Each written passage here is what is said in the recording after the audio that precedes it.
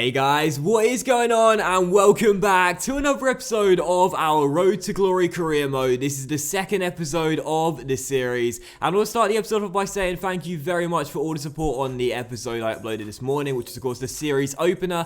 If you missed it, do go back and watch it. Don't watch this episode first, watch the first one of the series. I'll leave a link to it in the description, and also maybe one on the screen right now as well. But thank you for the support. I asked for 2,000 likes for the second episode to go up tonight after the Bournemouth-Chelsea game. You guys hit that in about, what, 2.5 hours? Thank you so much. Appreciate it very, very much. And, of course, in that first episode, you would have seen our first preseason game, which, of course, was the preseason tournament final, which we won. And starting off the series with the first signing, which, of course, you guys made, which was Matthijs de Ligt. And as we go into the second episode, it's very much like the first episode. You know, it's preseason, it's the summer transfer window, it's the start of the series. So, of course, what we're doing straight away is looking for more transfer targets. Now, in the first episode, we did sign the centre-back de Ligt. Now we're going after a few more targets in all sorts of different positions, because as I did say in the first episode, we are going to need to completely change this team if we are to get back to the Bundesliga for the first time in several years, and hopefully one day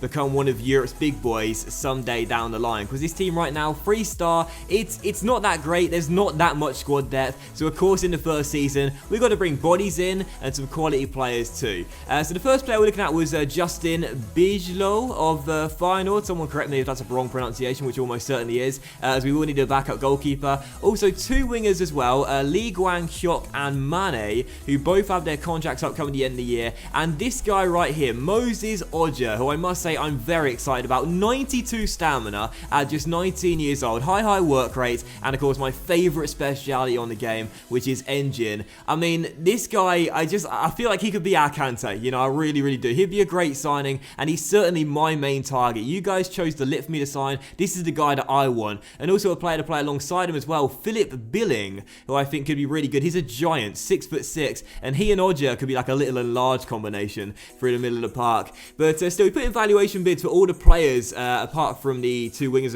with their contracts up coming at the end of the year. We put in less than valuation bids. But for Odja, put in a valuation bid, and as we saw straight after that, Palermo went in for the Salerno midfielder, trying to bring him to Sicily. And I was like, listen lads, hands off, alright? Okay, I'm going to add my bid straight away, because I'm not letting him go anywhere else but to the Milan Tour Stadion. As you can see, he wasn't the only player that was wanted by other clubs as well. We did put in a new bid for Justin, again, is it Bilo? I don't think you pronounce the J, I'm not too sure, someone can correct me if that's wrong, but Justin Bilo, we'll call him Justin for now. The teenager from Feyenoord, I think he'd be a great backup goalkeeper, 63 overall, that's totally fine to go on the bench as an understudy for Robin, and of course he'll grow nicely in the background as well, whilst playing some cup games. Columbus Crew rejected our bid for Mane as well, and also Pohang Steelers rejected a bid for Lee Kwang-hyuk, who was also approached by, is it a Belgian team or a Dutch team, that one, Zulte. I've played them before, but I can't remember where they come from. But still, we're putting a new bid for Lee Kwang-hyuk. Honestly, I wouldn't mind him or Mane, but if I'm being selfish here, I'd like both of them. I really would. They're both rapid. They both have the deals up coming the end of the year. We should be able to get them on a very most valuation bids, hopefully under that, touch wood. And either of those players would be great, but I want both. I really do. We've got to be great down the flanks this year, as that's where most of our players are going to come from. Also, Huddersfield rejected our bid for Billing, the giant Dane as well, so already a great start. All of our bids being accepted, apart from this one. The second bid we put in for Moses Odja, who I'm, again, really excited about. He's my main target. Now, he may only be 67 overall, but at 19 years old, you know the guy's got some decent potential. He has the showing great potential tag. I already know what his potential is. I don't know why I'm trying to pretend like I don't. I've seen it on FIFA. It's 81. I think he'd be an absolutely fantastic midfielder for us, and even though he's not as good as the two first choice midfielders in the team right now, you know I'd throw him straight in there to maximize development. That's what I do. You know, it doesn't matter if they're not as good as the players that are older than them and in the first team right now. If they've got more potential, I'm going to focus on developing those young talents. That's what my careers are all about. But also Pohang Steelers accepted our bid for Lee Kwang-hyuk as well. Very good to see. And Huddersfield once again rejected our bid for Philip Billing, who again I think would be a great player alongside Moses. I really do. Little and large combination there. That would be great. But as you can see, finally after Columbus Crew and Feyenoord rejected our next bids for Mane and Justin, Moses Odja accepted his contract on the 1st of August, and I had made my first signing for our St Pauli team, and I just cannot wait for this guy to come in. I really can't. 1.75 million was the transfer fee, so it is 550 grand over what his current valuation is, but you know in the future he's going to be worth a hell of a lot more than 1.2 million pounds. I absolutely love those physical stats. That is the key for us with St Pauli, trying to get players with those sort of physical stats that are quick, have high stamina, high strength, high balance, high agility, or a tool, you know, one of those components, or a combination, preferably all of those components there. And Moses is in to join De Ligt, and I think, you know, your guy De Ligt, my guy Moses, they're going to be great for our St Pauli team. But following that, we once again put in new bids here as I did my first bit of training. Also, just real briefly, if you're new to my channel, I don't do the training drills. I just pick 5 sessions and simulate them, and that's pretty much all I do. But also some bids here which are rejected. Going back to these bids here, Columbus Crew rejecting our bid for Mane, and also Final rejecting our bid for Justin. So you're offered 850 grand there. Now, I wasn't really sure about the Justin deal to keep on going in, because even though I really would like him, we could go in for Svila, the Belgian goalkeeper from Anderlecht, try and get a cheaper deal there, or sign a free agent goalkeeper for the bench. But then I thought to myself, I do kind of want a young goalkeeper to develop for the future that comes in the first season and sort of stays here throughout the series as he gets better and better and better, and hopefully one day does become #1 as well. But Huddersfield did accept our bid here for Philip Billing, the giant Dane, 20 years old, 65 overall, and again, like Moses, not better than the current 2 first-choice central midfielders here, but you know he will be my first choice if he does come in alongside Moses, and also certainly a player who's not a first-choice midfielder. Park Yae-Young is off to Shamrock Rovers. Interesting transfer, that one, £100,000. That's totally fine with me. Contract's upcoming the end of the year, and not a great midfielder by any standards. But fortunately, finally, at the third time of asking, Final did accept our bid for Justin, the 18-year-old goalkeeper. One thing I forgot to mention as well is that this guy's got the GK long throw trait, and of course with St Pauli playing a counter-attack style of play. Now, I love the counter-attack throws you can do in the game this year, but I still feel like the GK long throw trait, A, does have more length, that is true, and B, is a quicker way to get up the pitch, which is ironic, I know, but I do believe that's the case. So I want someone that's got the GK long throw trait to play out from the back as our goalkeeper, and Justin does, and that's why he was my main target as our sort of future #1. Lee Guang-Kyok also accepted his contract as well, but I decided to stall that one because I was thinking to myself, we don't have much money left over, and if we sign Mane, we'll only have 2.1 million left in our kitty right now, and Mane's the one I want. Now, Lee Guang-Kyok will be cheaper. They start off very similar overall, similar potential as well, but Mane's got the 4-star skills, and the truth of the matter is, I love using skills. I'm not quite as good as I used to, and I'd rather Mane, since Lee Guang-Kyok only has 2-star skills. So we'll wait and see what happens there anyway, as we put in a new bid for the Columbus Crew winger. But one player that did accept his contract and was ready to come in was Philip Billing, the giant Dane. He joins for £1.2 million, 250 grand over his current valuation. But after the signing of the Dane as well, we then met our youth objective, which was to sign 3 players that are younger than 20 and have potential that is higher than the current players in the team right now. So that's really great to see. You know, the board have the same sort of focus as I do. It's not that important if the players we bring in right now aren't superstars. We're building for the future with St Pauli, and it's what their club's about, really. Not you know, bringing in star players. It's going to be about building young players for the future, and that's great to know the board have the same sort of ambition as I do. The media, however, think we're going to finish in 8th place this season, which wouldn't be a bad debut finish for St Pauli, but again, like I said in the last episode, I do want to aim for promotion in the first season, and of course the first 2 positions go up, and the third one has a playoff with the 3rd relegated team in the Bundesliga, so those are the positions to aim for, top 3. But Columbus Crew did finally accept our bid for Kekuta Mane, the 21-year-old, 70 overall, again a little bit better than Lee Guang-Kyok, but they will have a similar potential. This is the guy I want, and it's good to know we can now offer him a contract despite paying 300 grand over the valuation. But if he does come in, I'm still not going to say no to Lee Guang-Kyok. You know, there's still a chance we could sign the Korean as well, because that's a cheap deal, £1.4 million, and again, I really would like both of those wingers. I know I'm being a little bit greedy here, but I feel like both of those down the flanks, down either flank, would be really, really awesome. But also as well, one more target I went in for just for the first game of the season, Tylo Kera from Schalke. Now, before anyone points out that I've had this guy before on my stream, say with Schalke this year, I know, but I did say in the last episode, players I've not had on a career mode on YouTube ever before, and this is a guy who, again, I don't think I even used in the stream series, to be honest, so if I did have him, I certainly didn't use him. But we put in a bid. We'll wait and see what Schalke say. And I think it'd be a good option for the future as well in that centre-back role. Because we've already brought in De Ligt in the last episode, your signing. But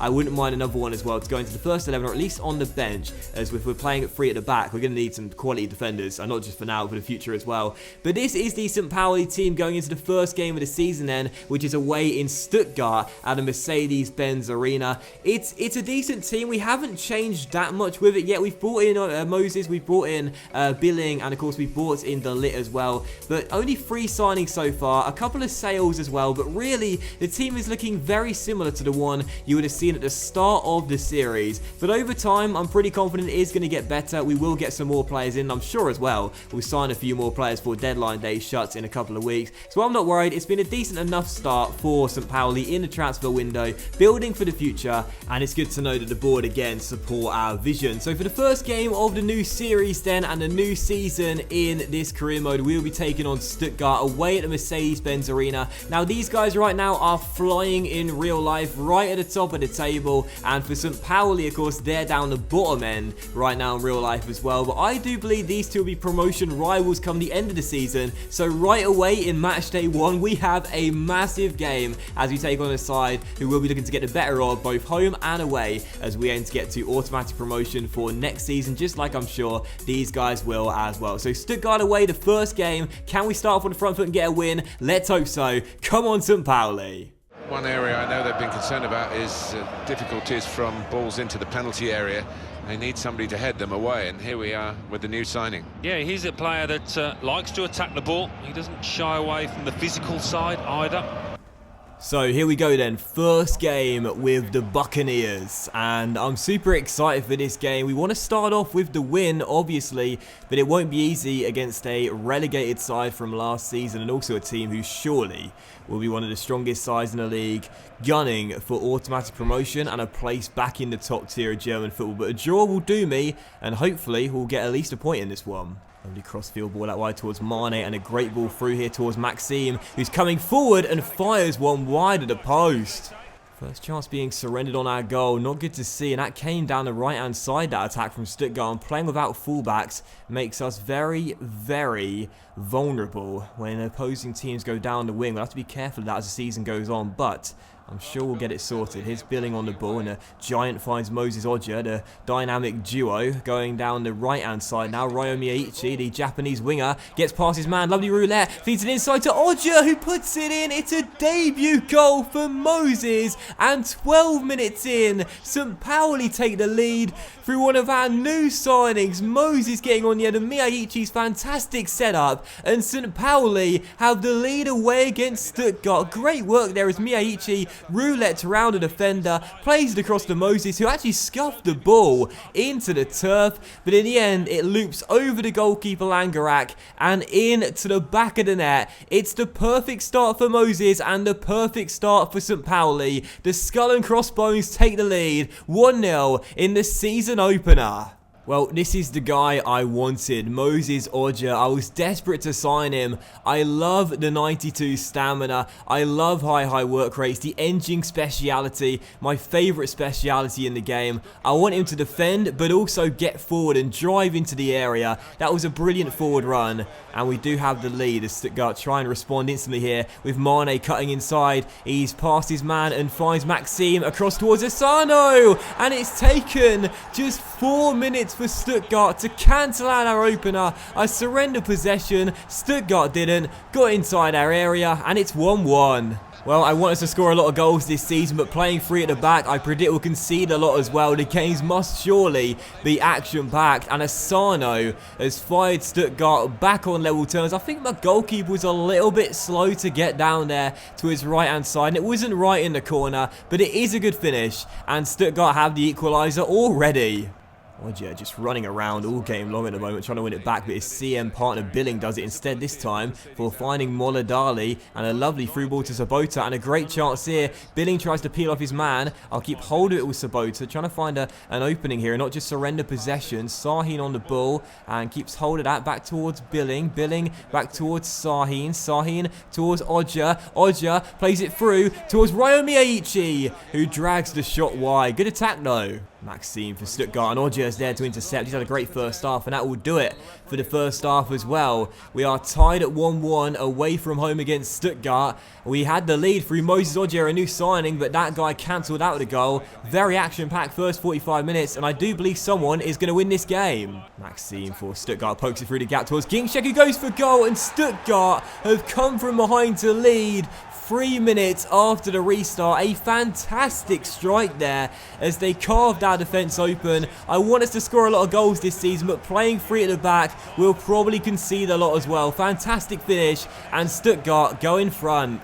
Buhaduz towards Odger, and Odger will play it long towards Sahin. Great ball there by the Ghanaian, and Sahin goes down the left-hand side. He'll surely need some help, or he'll just launch the ball into the area. Looking for Moses. Oh, well, that would have been spectacular from our new number 7. He's been our best player on the pitch tonight, but still Stuttgart lead. Come on.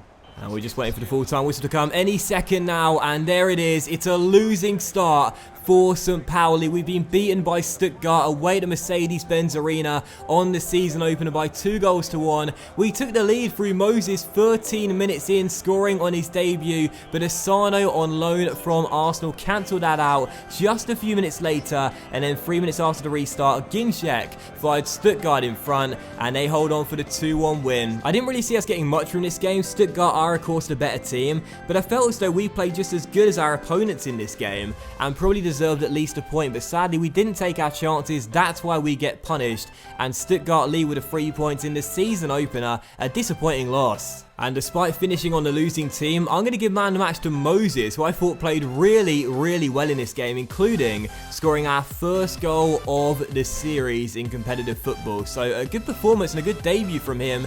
His CM partner Billing didn't do too well, but Moses played quite well, highest rating on the pitch as well, and he's man of the match, and hopefully more of those performances to come. And that'll also end today's episode of the Road to Glory career mode, guys. So a big thank you for watching. I really hope you did enjoy it. If you did enjoy today's episode, then please do consider leaving a like, and I will see you for the next episode of our Road to Glory career mode with St Pauli very soon.